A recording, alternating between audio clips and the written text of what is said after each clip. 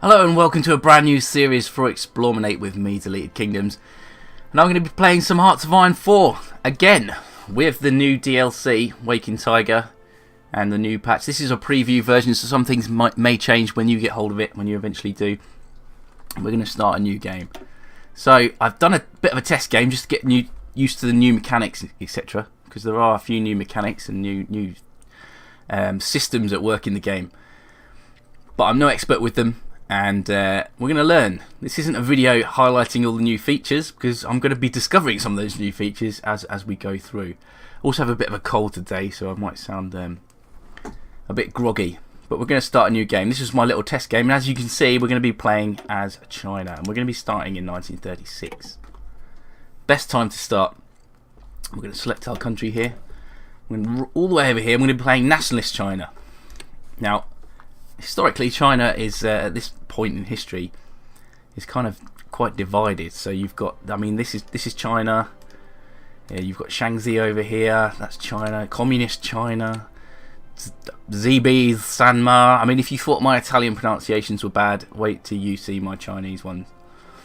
But this is China, Yunnan, China, the Guangxi clique, China. Okay, but we're going to be playing as Nationalist China, so China is quite fragmented, and all these different warlords are all independent of each other. I have no real control or influence over them, apart from maybe a bit over Communist China. But yeah, we're going to play as China. Now, if we come over here, there's some new nerfs, if you like, on China. Playing China, I did play on the previous version of the game, as again a kind of a test run, just to get my head into what position China was in at this point. And it's in a pretty tricky position, and it seems with this DLC that things have got even harder for China. So here's our leader. This is Chiang Kai-shek. He was the nationalist Chinese leader at this time. We do have German military advisors, which increases our land doctrine research time. The 9-power treaty. So foreigners still have some influence over China, and we're not in full control of economy, so there's that. Army corruption, this is a major one. I was looking at this. Division attack, minus 50%. Division defense, minus 50%. Mobilization speed, minus 30% due to army corruption. So that's something we need to get sorted straight away. Ineffective bureaucracy, recruitable population factor is reduced by 35%. Incompetent officers, so daily command power gain, multiplier, reduced by 70%. And low inflation. Our factory output is reduced by 5%. So, as if things weren't tough enough for China anyway in World War II, or in the previous version of the game, it now seems to be a lot harder. We're going to play on a regular difficulty. I'm going to have Iron Man mode off, and we're going to put historical AI focuses on, because we want to see how we would fare in an alternate history where things play out in a similar gate to how they did in World War II. But there we go. So let's click on start.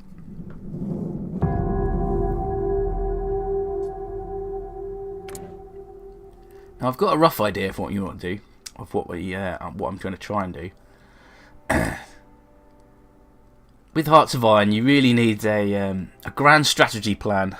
It is a grand strategy game, as same as the other Paradox grand strategies, but particularly in this one, you need to come up with a grand plan from the beginning and work towards that, rather than just sort of play it by ear.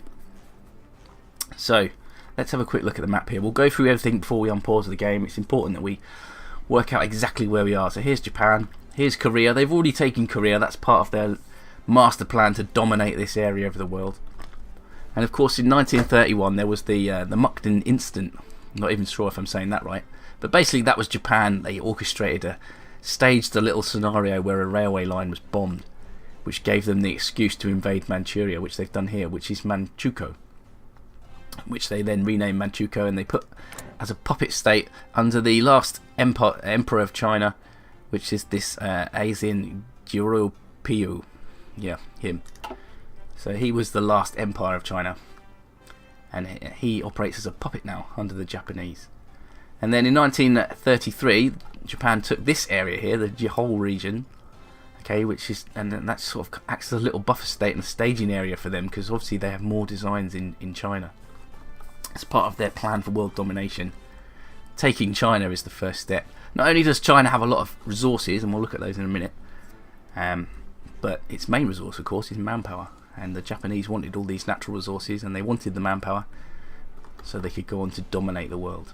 And then, of course, you've got your Menkukyo here, okay, which is an imperial protectorate, Japan, again under Japanese influence there, just bordering Mongolia here. And as we mentioned earlier,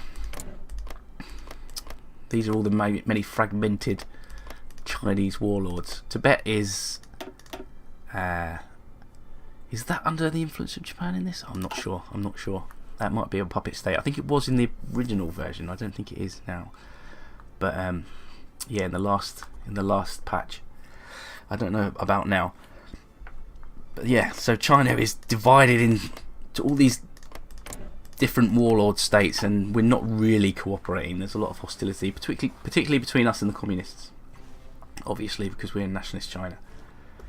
So historically, what the Japanese did in 1937, again there was the Marco Polo Bridge incident, which is kicked off World War II really for China.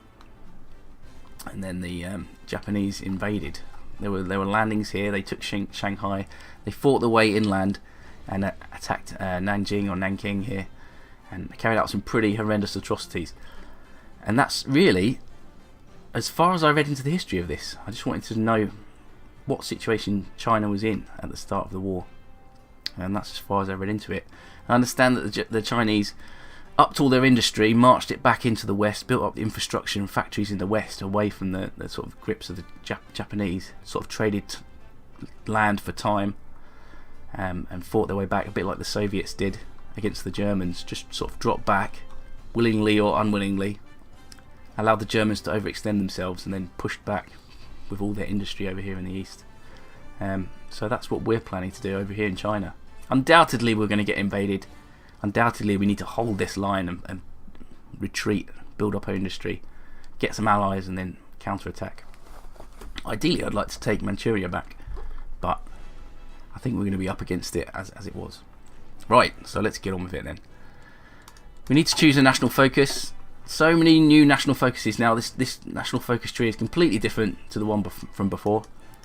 I did have a look at this, and in my test run I went through with, as most people do, trying to get this extra research slot straight away. So unified industrial planning. This gives us 50% discounts on research for industry, which is going to be useful because we want to build up our industry.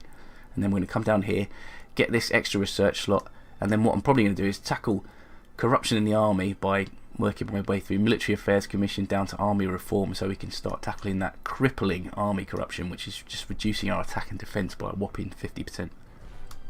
But before that, we want to get this extra research slot. So as far as national focuses go, an aggressive program of industrialization must not be delayed. Sounds good to me. There we go. Okay, research slots that we do want, we're going to go straight to construction and the research bonus. We have 3 civilian factories, so we need to start constructing more civilian factories. I'm going to start constructing them over here, sort of in the western side. So we're going to put some civilian factories in there, fill these areas up.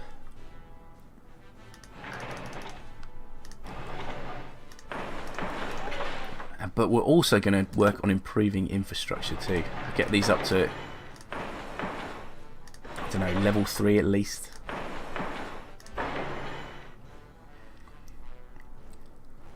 Yeah, sounds good.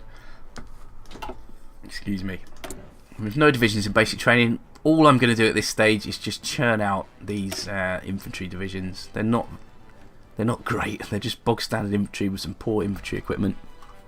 No support at all. Just men with rifles basically. But we're going to produce these. So train them. Just train loads of them. We're going to have them spawn here in Beijing, basically in this area here, because we want to protect this border. Remember, this is Japan, this is Japan, this is effectively Japan as well, so we need to protect 2 fronts here.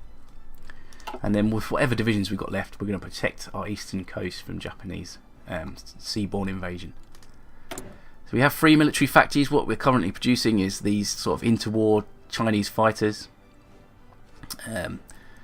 They've done away with the generic interwar fighter. They've actually put a dedicated Chinese one in there. But our air force is going to be no match for the Japanese. At this stage, I want to concentrate on the infantry. So I'm going to cease all production of aircraft, because even if we produced a load more aircraft, they'd just get shot out of the sky anyway, I think.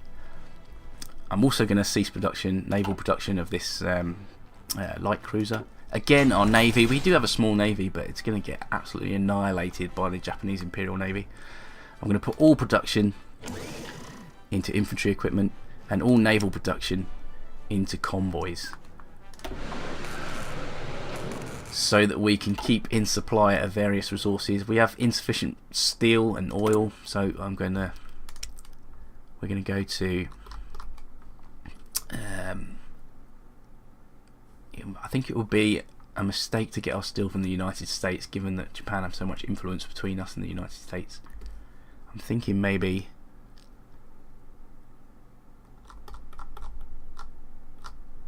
how much do we need? 14.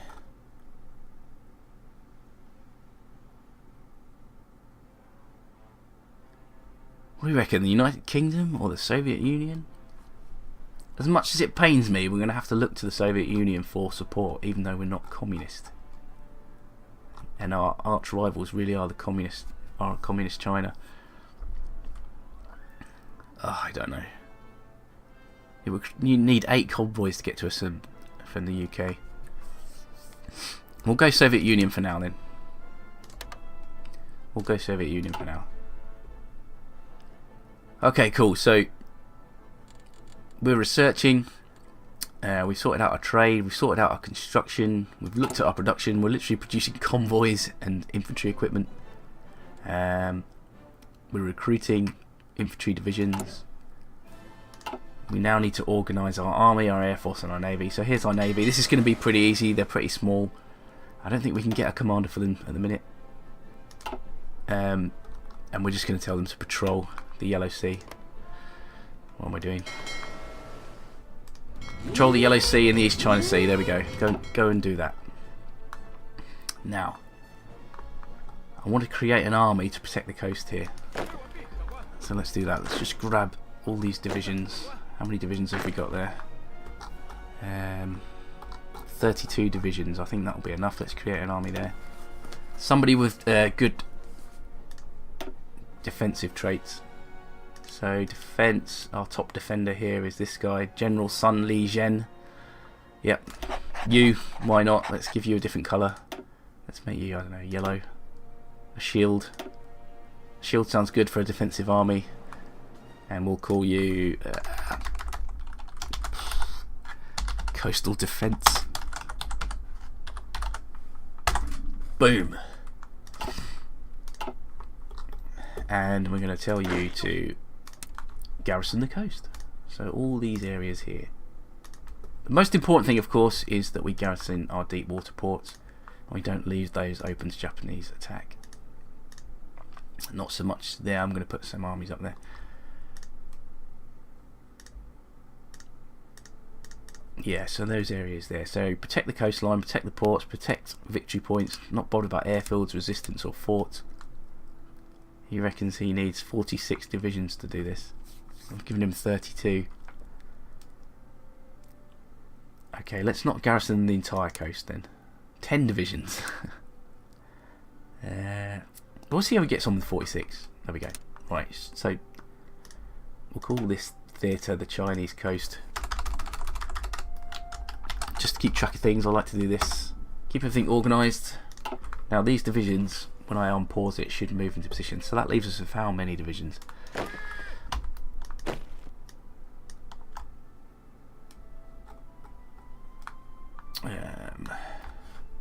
Quite a few divisions actually.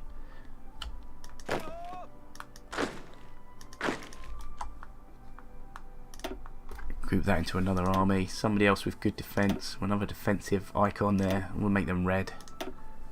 Not that we like the reds, of course. Okay, you're pretty good in defence. Huzong Nan. We'll call you the Northern Army. I might have to split this army down actually, because there is technically 2 fronts in the north.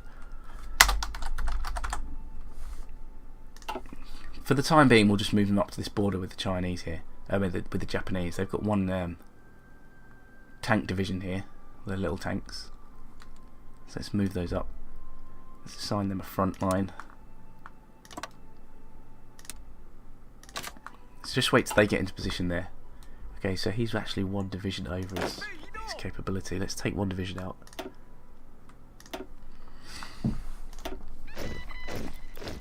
Let's take that unassigned division and assign it to the coastal army. There we go. Okay, so when I unpause this now, we should get our steel. These armies should move into position. The Air Force, let's have a look at the Air Force. So we've got a pitifully small Air Force. We've got 15 tactical bombers and about 100 fighters. I'm going to put, what have we got here? 30 fighters here on the northern front. Let's just get them flying normal operations over northern China, doing interception and air superiority. Not that they're going to have much of effect. And then over Shanghai here, which is historically where the Japanese attacked. We want to protect Shanghai. It's a deep water port. Once they capture that, they can push inland. We need to protect this at all costs. Although I think at this time Shanghai was demilitarized, so there weren't any Chinese troops here. There were in fact Japanese troops here already as a condition after they invaded Manchuria. Excuse me, but we're going to put them over eastern China, doing the same thing: close air support, interception, air superiority, normal operations by day, and that'll do. So let's unpause this, and all our armies should start moving into position. Okay, that's something we want to do actually. Put them on strategic redeployment just so they get there quicker. We're not at war, so there's no danger. It just means they get into position a bit quicker.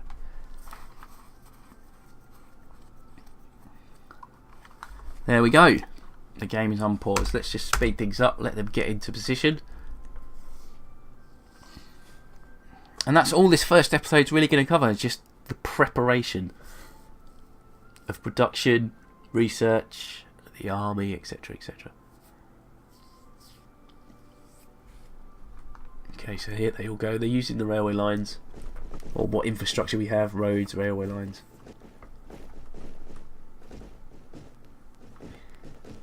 As I mentioned, protecting these deep water ports is key. Any invasion from the coast is just going to fail miserably, unless the Japanese capture a deep water port from which they can resupply themselves. Okay, so we've got essentially 2 fronts here, so I'm going to have to split this army, make another one. Select half the current divisions, make another army, and put these in a different theatre as well in a second. Yeah, you. Make you a new front here, bordering what's this place called again?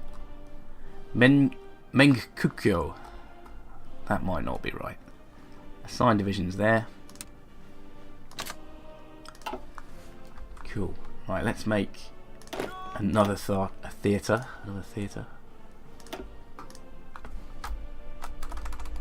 Just call it the Chinese North. And put that army there too. Done.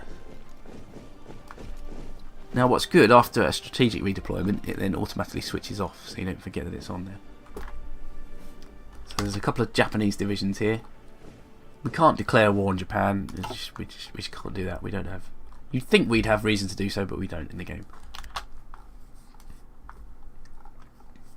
Look at our coast, well defended. Let's make sure all these ports are defended, because sometimes it's easy. Sometimes you miss one. Yeah, we've got infantry there, infantry there. It's all good. Shanghai is protected. They've even put a division in Nanjing. Good. Who is this? Promote this man. Sun Li Gen. Good. That was a good decision. And everybody else is in position. And we have our 2 armies here in the north, bordering this Japanese territory here, and this other territory here, Menkukyo and Manchukuo. There we are. So that's the army sorted. They're moved into position, protecting the north, protecting the coast, protecting our coastal thoughts. Our tiny, almost insignificant navy is patrolling the sea here. Our air force are flying over northern China, just protecting that. And we've also got the rest of the air force concentrated near Shanghai, just here, ready to try and counter any kind of invasion from the Japanese. So let's just pause it there. That's what's going on basically. I'm going to concentrate on building up our infantry and getting some decent infantry equipment. I think the Japs are going to outclass us on tanks, armour, aircraft and navy. If we can get some anti-tank weapons in, that'll be good, just to counter their tanks. I think our air force is going to get decimated, so we'll need to fight it from the ground maybe with some anti-aircraft guns. And hopefully we'll get some support from outside of China. But there we go. We're now just deficient 1 unit of oil, but we can sort that out. And we're going to produce infantry divisions, produce infantry equipment, equip them some anti-tank guns and some anti-aircraft guns, and really hope for the best. What I'm planning to do is build like a defensive line when we see where the Japanese attack comes from. Perhaps build a defensive line and see how long we can hold it as we build up our industry and infrastructure in the west. But there you go. Hope you enjoyed. If you did, then leave a like, and I'll see you in the next episode as we continue to prepare for World War II, and hopefully we'll make some progress in that episode too. And I'll see you next time.